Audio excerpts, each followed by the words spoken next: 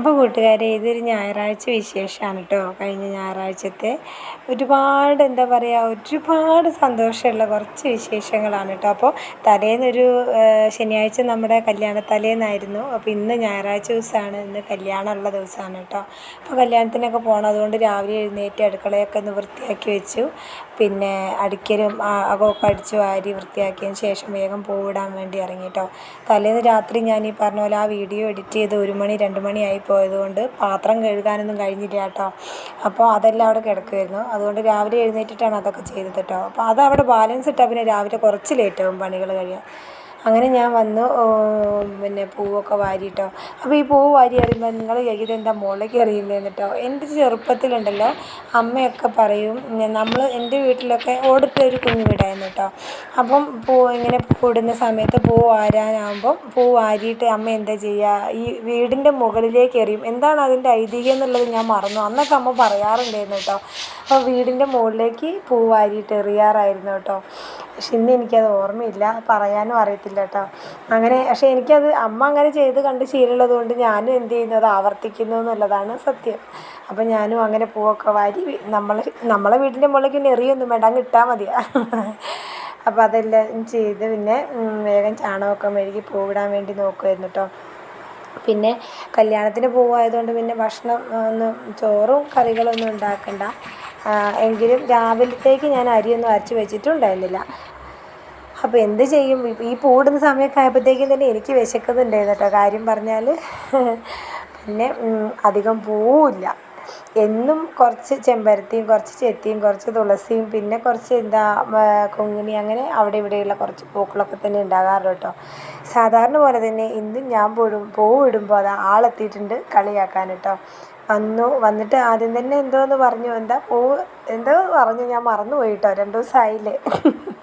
അങ്ങനെ അത് പറഞ്ഞു കഴിഞ്ഞിട്ട് എന്നോട് പറഞ്ഞു ഇന്നത്തെ കഴിഞ്ഞു കേട്ടോ എന്നും പറഞ്ഞു കേട്ടോ. മൂപ്പർക്കറിയാം അതൊരു ഇതായി എന്നുള്ളത്. അപ്പം എന്നോട് പറയുകയാണ് ഇന്നത്തെ കോട്ട കഴിഞ്ഞു കേട്ടോ, ഇനി നാളെ വരാമെന്ന്.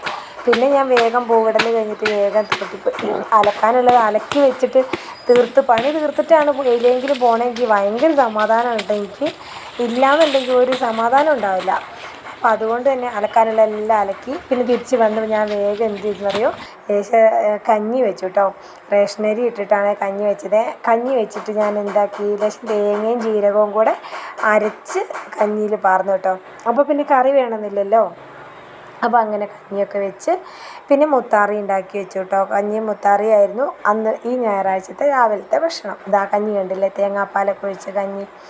അപ്പോൾ ഇതെല്ലാം പറയുമ്പോഴും എനിക്ക് നിങ്ങളോട് പറയാനുള്ളത് എന്താണെന്നറിയോ, ഞാൻ ഒരിക്കലും പ്രതീക്ഷിച്ചിട്ടില്ല ഈ കൂടരഞ്ഞി പഞ്ചായത്തിൽ ഈ കരിങ്കുറ്റിയിൽ കിടക്കണ എന്നെ അമേരിക്കയിൽ നിന്നോ USA നിന്നൊന്നും ആരും വിളിക്കുമെന്ന് ഞാൻ ഒരിക്കൽ പോലും കരുതിയിട്ടില്ല കേട്ടോ. കുടു ഉറങ്ങി എഴുന്നേറ്റ് വന്നതാണ്.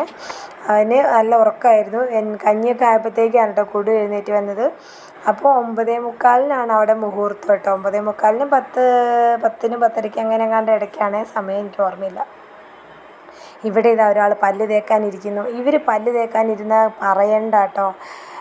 ബ്രഷും വായിൽ വെച്ച് ഇങ്ങനെ കുറേ നേരം ഇരിക്കും. പിന്നെ ഞാൻ ഒച്ച ഇടണം കേട്ടോ ഒന്ന് കയറി വരണമെങ്കിൽ.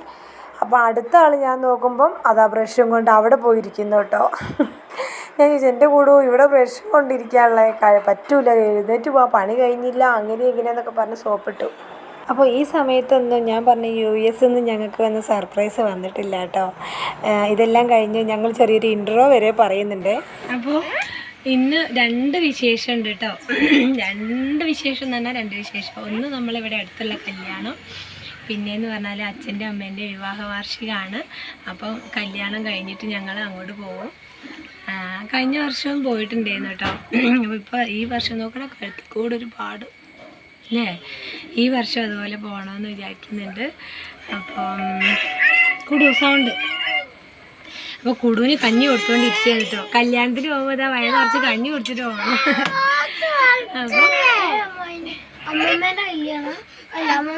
അപ്പോൾ വിവാഹ വാർഷികം. അപ്പോൾ അച്ഛനും അമ്മയും ഇപ്പം വരാം. അവിടുന്ന് ചേച്ചി ഒരുങ്ങി കഴിഞ്ഞിട്ട് വിളിക്കുന്നുണ്ട്. ഞങ്ങൾ ഒരുങ്ങി മുറ്റത്തിറങ്ങി നിൽക്കുക കേട്ടോ. ഇവിടെ ഒരുക്കവും കഴിഞ്ഞിട്ടില്ല, ഒന്നും കഴിഞ്ഞിട്ടില്ല. ഓലെല്ലാവരും ഒരുങ്ങി റോഡിൽ വന്നിട്ട് വിളിക്കുന്നുണ്ട്. അപ്പോൾ ഇന്നത്തെ 2 വിശേഷങ്ങൾ ഇതൊക്കെയാണ് കേട്ടോ. ഒന്ന് ഞങ്ങളെ കാണാൻ വേണ്ടി ലൈറ്റ് ഇട്ട് വെച്ചല്ലേ ഞങ്ങള്. അപ്പോൾ കല്യാണം കഴിഞ്ഞ് വന്നിട്ട് കല്യാണം കെട്ട് കഴിയും മിക്കവാറും ഞങ്ങൾ ചെല്ലുമ്പോഴത്തേക്ക് കേട്ടോ. ഇപ്പം തന്നെ സമയം 9:45 കഴിഞ്ഞു. കെട്ട് കഴിഞ്ഞ് വന്നിട്ട് കാണാം കേട്ടോ. ഈ കഞ്ഞി കൊടുക്കുന്ന സമയത്താണ് കേട്ടോ ഞങ്ങൾക്ക് അമേരിക്കയിൽ നിന്ന് ഭയങ്കര സന്തോഷമുള്ളൊരു സർപ്രൈസ് ഉണ്ടായത്. അയ്യോ എന്താ പറയേണ്ടതെന്ന് അറിയില്ല. എനിക്കത് വിശ്വസിക്കാൻ പോലും പറ്റിയിട്ടില്ല കേട്ടോ. അപ്പോൾ അങ്ങനെ ഇതാ ഞങ്ങൾ കല്യാണ വീട്ടിലെത്തി. മണ്ഡപം വീട്ടു കല്യാണമാണ് കേട്ടോ. കുറേ നാളുകൾക്ക് ശേഷമാണ് കേട്ടോ ഒരു വീട്ടു കല്യാണം കാണുന്നത്. അതായത് വീട്ടു കല്യാണം എന്ന് പറയുമ്പോൾ നിങ്ങൾ ചോദിക്കുന്നത് എന്താ വീട്ടു കല്യാണം എന്ന് പറയുന്നതെന്ന്. അതായത് വീട്ടിൽ വെച്ച് നടത്തുന്ന കല്യാണം ഉണ്ടല്ലോ. ഇപ്പോൾ എല്ലാവരും കൂടുതലും പരീക്ഷകളിൽ അല്ലേ ഓഡിറ്റോറിയത്തിലേക്ക് പോയിട്ട് അവിടെ വെച്ചിട്ടാണല്ലോ ഇപ്പോൾ കൂടുതലും കല്യാണം. അപ്പോൾ അല്ലെങ്കിൽ അമ്പലത്തിലായിരിക്കും അങ്ങനെ, അല്ലെങ്കിൽ പള്ളിയിൽ അങ്ങനെ ആയിരിക്കുമല്ലോ. അപ്പോൾ വീട്ടിൽ വെച്ച് നടത്തുന്ന കല്യാണം എന്ന് പറഞ്ഞാൽ പണ്ട് എനിക്ക് ഇഷ്ടമാണ് കേട്ടോ ഇങ്ങനെ വീട്ടിലത്തെ കല്യാണം എന്ന് പറയുന്നത്. വീട്ടിലൊക്കെ മണ്ഡപമൊക്കെ ഒരുക്കി വീട്ടിൽ നിന്ന്. പക്ഷേ എന്താ പറയുക, ഒരുപാട് നാളായി ഇപ്പം അങ്ങനെ ആരും വെക്കില്ല. കാരണം കൂടുതൽ ആളുകളും എളുപ്പത്തിന് നോക്കിയിട്ട് ഓഡിറ്റോറിയം ആണ് അത് പരിഗണിക്കുക. അപ്പോൾ അങ്ങനെ എന്താ പറയുക, ഇതാ നമ്മുടെ പെൺകുട്ടി ഒരുങ്ങി റെഡിയായിട്ടൊക്കെ വന്നിട്ടുണ്ട്. താലി കെട്ടാനൊക്കെ റെഡിയായിട്ട്. എനിക്ക് മ്യൂസിക് നല്ല നല്ല പാട്ടുകളൊക്കെ ആഡ് ചെയ്യണമെന്നുണ്ട്. പക്ഷേ ഏത് പാട്ട് ആഡ് ചെയ്താലും കോപ്പിറൈറ്റ് ആണ്. പിന്നെ കോപ്പിറൈറ്റ് ഇല്ലാതെ പാട്ട് ഗൂഗിളിൽ നിന്നൊക്കെ ഡൗൺലോഡ് ചെയ്ത് എടുത്തിട്ട് ചെയ്യാമെന്നൊക്കെ പറയുന്നത് കേൾക്കുന്നുണ്ട്. പക്ഷേ അത് എനിക്കതിനെക്കുറിച്ച് കൂടുതലായിട്ട് അറിയാത്തത് കൊണ്ട് ഞാൻ അതിനൊന്നും മെനക്കെട്ടില്ല കേട്ടോ. അപ്പോൾ സാധാരണ പോലെ തന്നെ മണ്ഡപത്തിലിതാ പെണ്ണും ചെറുക്കനും അമ്മയും ചെറുക്കൻ്റെ പെങ്ങളും ഒക്കെ നിൽക്കുന്നു. പ്രാർത്ഥനയെല്ലാം കഴിഞ്ഞിട്ട് പിന്നെ അമ്പലത്തിൽ നിന്ന് നമുക്ക് പിന്നെ എന്താ പറയുക ശാന്തി വരികയാണല്ലോ ചെയ്യുക. അപ്പം അങ്ങനെ ചെയ്യേണ്ട കാര്യങ്ങളെല്ലാം ചെയ്ത് നല്ല മനോഹരമായിട്ട് തന്നെ വിവാഹത്തിന് വേണ്ടിയുള്ള കർമ്മങ്ങളെല്ലാം ചെയ്യുന്നുണ്ട്. അപ്പോൾ ഈ കല്യാണ പന്തലിലേക്ക് ഇവിടെ വന്ന് നിൽക്കുമ്പോൾ എൻ്റെ മനസ്സ് നിറയെ എനിക്ക് വിശ്വസിക്കാൻ പറ്റാത്ത ഒരു കാര്യമാണല്ലോ നടന്നതെന്നായിരുന്നു കേട്ടോ. പിന്നെ ഈ കുടഞ്ഞ് വിട്ടല്ലെങ്കിൽ നമ്മളിപ്പോൾ നമ്മളെ അറിയുന്ന കുറച്ച് ആളുകൾ കുറേ ദൂരെ നമ്മൾ കണ്ണെത്താത്ത ദൂരത്ത് ഞാൻ കണ്ടിട്ടില്ലാത്ത സ്ഥലങ്ങളിൽ പുസ്തകങ്ങളിൽ മാത്രം പഠിച്ചിട്ടുള്ള അമേരിക്ക ഒക്കെ, അപ്പോൾ US ഒക്കെ നമ്മൾ ഈ പുസ്തകത്തിൽ അതിനെക്കുറിച്ച് പഠിച്ചിട്ടുള്ളൂ, കണ്ടിട്ടുള്ളൂ, TV-യിലൊക്കെ കണ്ടിട്ടുള്ളൂ. അപ്പോൾ അവിടെ നിന്നൊക്കെ നമുക്ക് ഇത്രയും എന്താ പറയുക ഭയങ്കര സന്തോഷമുള്ളൊരു കാര്യം ഉണ്ടാവുക എന്ന് പറയുമ്പോൾ അത് എനിക്ക് സത്യം പറഞ്ഞാൽ വിശ്വസിക്കാൻ പറ്റിയിട്ടുണ്ടായിരുന്നില്ല. ഞാൻ പിന്നെയും ആലോചിക്കുന്നു ശരിയാണോ എനിക്ക് വിശ്വസിക്കാൻ പറ്റാത്ത പോലത്തെ അത്ര സന്തോഷമായിരുന്നു കേട്ടോ. അപ്പോൾ ഇനി ബാക്കി വിവാഹ വിശേഷങ്ങൾ കണ്ടിട്ട് നമുക്ക് വരാം കേട്ടോ.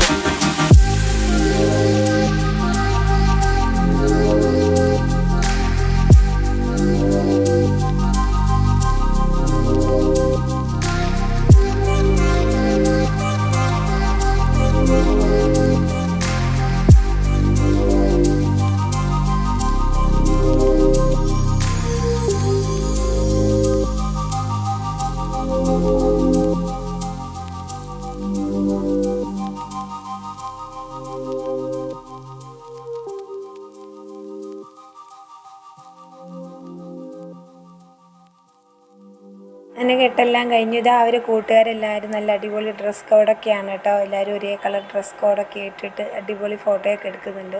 പിന്നെ ഞാൻ വീട്ടിലേക്ക് പോകണം എന്നുള്ളത് കൊണ്ട് അങ്ങോട്ട് ചെക്കൻ്റെ വീട്ടിലേക്ക് പോയിട്ടില്ല കേട്ടോ. അമ്മേൻ്റെ അച്ഛൻ്റെ അടുത്ത് പോകണമെന്ന് വിചാരിച്ചിട്ട് അപ്പോൾ ഞങ്ങൾ അങ്ങനെ ഇരുന്നു. പിന്നെ എല്ലാവരും തന്നെ പോയി. ഞാൻ കുറേ നേരം കൂടി ഇരുന്നു കേട്ടോ. കുഞ്ഞിടയുണ്ട് അവിടെ അടുക്കളയിലുണ്ടായിരുന്നു. അപ്പം മോനൂസും ആദ്യക്കുട്ടനും പറഞ്ഞു ഞങ്ങൾ പോവാണെന്ന് പറഞ്ഞു. അപ്പോൾ അവർ ആദ്യം വിചാരിച്ചു ഇവർ രണ്ടാളെയും കൂടെ വിട്ട് അലമ്പാകുമെന്നൊക്കെ വിചാരിച്ചു കേട്ടോ. പിന്നെ എന്തായാലും വേണ്ടില്ല, അവരോട് നിന്നാൽ പൊക്കോളാൻ പറഞ്ഞു. അങ്ങനെ ഞങ്ങൾ രണ്ടാളും പോയുമില്ല, അവർ പോയി കേട്ടോ. ഇത് അടുക്കളയിൽ ഇവരൊക്കെയാണ് കേട്ടോ ഉള്ളത്. ഇതൊന്നും അല്ല കേട്ടോ, ഉണ്ടാക്കുന്ന സമയത്തൊന്നും ഞാൻ അവിടെ ഉണ്ടായിരുന്നില്ല കേട്ടോ. ഞാനപ്പോൾ കിട്ടിയ കുറച്ച് വീഡിയോ എടുത്തു വെച്ചെന്ന് മാത്രമേ ഉള്ളൂ കേട്ടോ. അങ്ങനെ എൻ്റെ അയൽക്കൂട്ടത്തെ ചേച്ചിമാരൊക്കെ ഉണ്ട് കേട്ടോ. ഇനി ഞങ്ങൾ അടിപൊളിയായിട്ട് ചോറൊക്കെ ഉണ്ട് കേട്ടോ. ചോറല്ല ബിരിയാണി കഴിച്ചു. നല്ല അടിപൊളി നെയ്ച്ചോറും ചിക്കനൊക്കെ ഉണ്ടായിരുന്നു. ഞാൻ ഐസ്ക്രീം തിന്ന് കഴിഞ്ഞ് എൻ്റെ ഐസ്ക്രീം ഞാൻ കുറച്ച് കുടുവിന് കൊടുത്തതാണ് കേട്ടോ. കൊടുത്തത് ഞാൻ കുറച്ച് എടുത്തതാണ്. ആദ്യം അവനൊരു ഐസ്ക്രീം തിന്ന് കഴിഞ്ഞിട്ട് പിന്നെ ഞാൻ എൻ്റെ ഐസ്ക്രീമിൽ നിന്ന് കുറച്ച് അവന് കൊടുത്തായിരുന്നു. ഞാൻ എന്നിട്ട് വെറുതെ അവനെ ദേഷ്യം പിടിപ്പിക്കാൻ വേണ്ടി ലേശം എടുത്തതിന് അവൻ എന്നോട് പിണങ്ങുകയൊക്കെ ചെയ്തു കേട്ടോ. അങ്ങനെ ഇതാ എന്തൊക്കെ പറഞ്ഞാലും ഇവിടുത്തെ അച്ഛനില്ല കേട്ടോ. അച്ഛൻ മരിച്ചു പോയിട്ട് ഞാൻ പറഞ്ഞല്ലോ ഇന്നലത്തെ വീഡിയോ തന്നെ.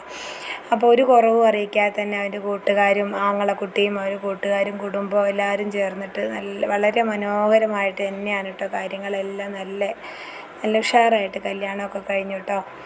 അപ്പം അച്ഛനില്ലാത്ത കുറവ് അറിയിക്കാതെ തന്നെ അവരതെല്ലാം മനോഹരമാക്കി എന്ന് തന്നെ വേണം പറയാൻ. അങ്ങനെ കല്യാണമൊക്കെ കഴിഞ്ഞു. ഞങ്ങൾ നേരെ വീട്ടിലേക്ക് വിടാമെന്നുള്ള തീരുമാനത്തിലായി. അപ്പോൾ ഇപ്പോഴും ഇവിടെ ഡാൻസും പാട്ടൊക്കെ ഉണ്ട് കേട്ടോ. ഇപ്പോഴും എനിക്ക് പറയാൻ പറ്റിയിട്ടില്ല കേട്ടോ എന്താണ് വിശേഷം, പ്രധാനപ്പെട്ട ഒരു വിശേഷം എന്നുള്ളത്. അപ്പോൾ കല്യാണം കഴിഞ്ഞു. ഇനിയുള്ളതെന്ന് പറഞ്ഞാൽ അച്ഛൻ്റെ അമ്മേൻ്റെയും വിവാഹ വാർഷികമാണ്. 39 വർഷമായി.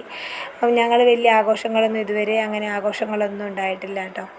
കഴിഞ്ഞ പ്രാവശ്യം എല്ലാവരും ഉണ്ടായിരുന്നു. ഒരു കുഞ്ഞ് കേക്കൊക്കെ വാങ്ങി അന്ന് ഞങ്ങളെല്ലാവരും കൂടെ മുറിച്ചു. ഇപ്രാവശ്യം അച്ഛനും അമ്മയും ഞങ്ങൾ ചെന്നിട്ടുണ്ട്. പിന്നെ അച്ഛൻ്റെ പെങ്ങളും ഭർത്താവുണ്ട്, അമ്മായിയും മാമനും ഉണ്ടായിരുന്നു കേട്ടോ. അപ്പം അമ്മായി അവിടെ മോൻ്റെ കൊച്ചിനെ കൊണ്ടുവന്നിട്ടുണ്ടായിരുന്നു. അപ്പോൾ അവനെ കണ്ടപ്പോൾ കൊടുവിന് ആകെപ്പാടെ ഒരു സങ്കടം, കൊടുവിൻ്റെ സ്ഥാനം പോയോ എന്നുള്ളൊരു വിഷമം കേട്ടോ കൊടുവിന്. അങ്ങനെ അവർ കുറേ നേരം കളിക്കുകയൊക്കെ ചെയ്തു. പിന്നെയെന്ന് പറഞ്ഞാൽ ബന്ധങ്ങളെല്ലാം നല്ല ഇതിൽ നിൽക്കുമ്പോഴാണല്ലോ നമുക്കൊക്കെ എപ്പോഴും സന്തോഷം ഉണ്ടാവുക.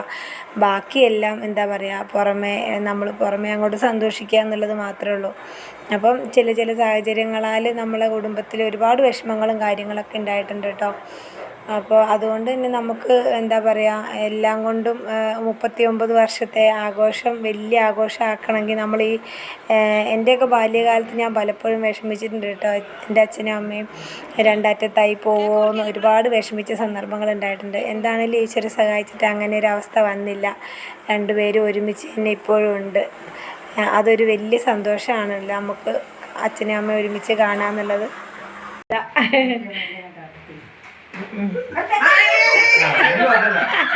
ഓര് വാർത്തേ മക്കള് വാർത്തേ ഒരു വാരുമ്പോഴല്ലേ രസം. അങ്ങനെയാ തിന്നലെന്ന് അവർക്കറിയാം. ഷുഗർ ഉള്ളതുകൊണ്ട് അമ്മയ്ക്ക് ഒരു കുഞ്ഞ് കഷ്ണം കൊടുത്താൽ മതി.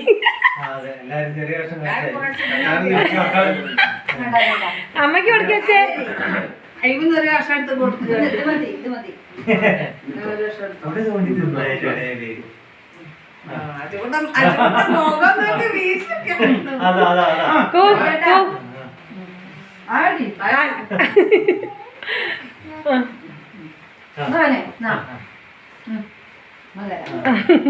അമ്മയ്ക്കാ കൊടുക്കണ്ടേ,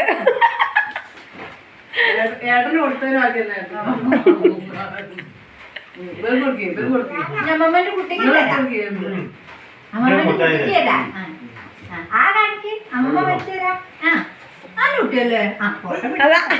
മുഴുവൻ കിട്ടിയില്ലേ? എല്ലാരും കിട്ടിയില്ലേ? നീ ഇങ്ങനൊന്ന് വിളിക്കോ? അമ്മ കുഞ്ഞരെ വിളിച്ചോളൂ. ഒരു വലിയ കഷ്ണം മുറിച്ചോളി.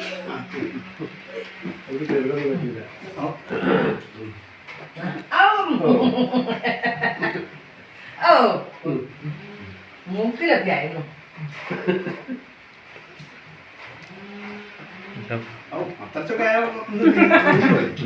കേക്കുന്നത് ശരിയായില്ല അല്ലേ? എന്നാലും ഇതൊരു പ്രതീക്ഷിക്കാത്തല്ലേ കേക്ക് മുറി. പ്രതീക്ഷിച്ചില്ല. പിന്നെ ഇവിടെ മുറ്റത്തെ വരാൻ പറഞ്ഞപ്പോ ഞാൻ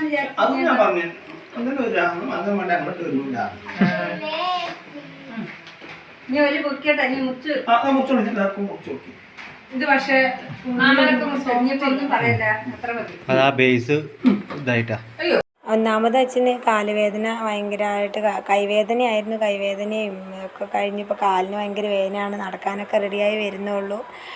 അങ്ങനെയെല്ലാം പിന്നെയെന്ന് പറഞ്ഞാൽ എന്താ പറയുക, ഒരുപാട് എല്ലാ കുടുംബങ്ങളിലും ഉണ്ടാവുമല്ലോ ഓരോരോ പ്രശ്നങ്ങൾ. അങ്ങനെ ഓരോരോ വിഷമങ്ങളും കാര്യങ്ങളൊക്കെ ആയിട്ട് നമ്മളങ്ങനെയെങ്കിലും നമ്മൾ തളർന്നു പോകാൻ പാടില്ലല്ലോ.